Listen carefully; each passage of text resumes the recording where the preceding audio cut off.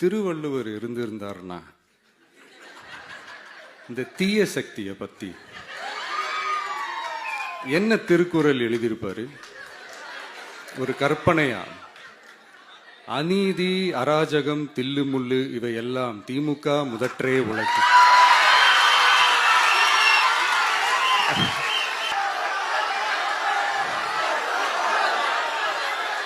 அநீதி, அராஜகம், தில்லுமுள்ளு இவையெல்லாம் திமுக முதற்றே உலகு.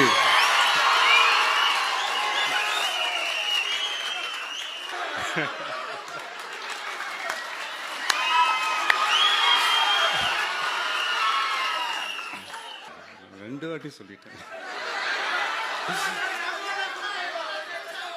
அநீதி, அராஜகம், தில்லுமுள்ளு இவையெல்லாம் திமுக முதற்றே உலகு.